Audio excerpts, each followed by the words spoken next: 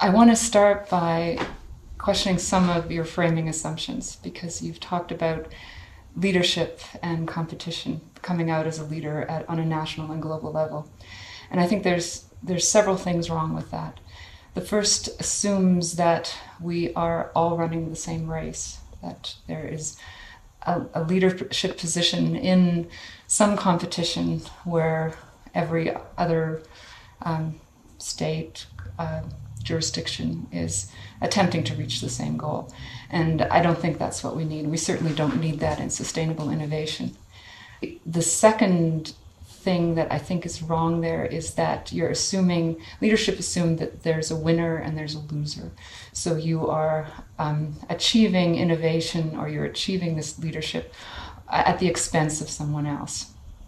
And I think what we need to do is to get sustainable innovation, we need to re-examine those assumptions. We don't want a top of the ant, king of the hill type of scenario. That is not going to be sustainable, because then you're constantly paying the price of staying up on that hill, and you're constantly in antagonism with everyone else that wants to get to the top of that hill. I think what we need to do to have sustainable innovation is we need to start with the premise that we're not going to prosper, we're not going to innovate, we're not going to do well unless we are doing well in concert with others. We want, rather than a king of the hill type of scenario, we want to create a structure that is in cooperation and in complement with other partners around the world.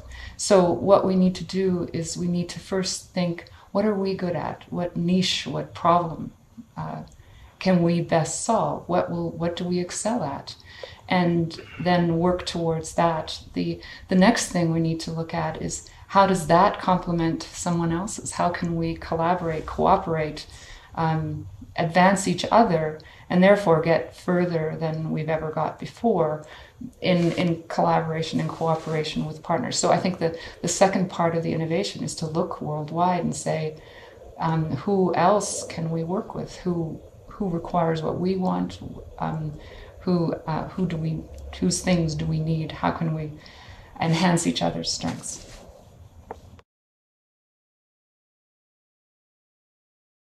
Well, I again question that assumption. I think that in fact sets you up for failure, because you are there making yourself so much more vulnerable by, if you have this consortium, if you are dependent on each other, you set up dependencies that you have to maintain the consortium, you have to maintain the partnership, the agreement.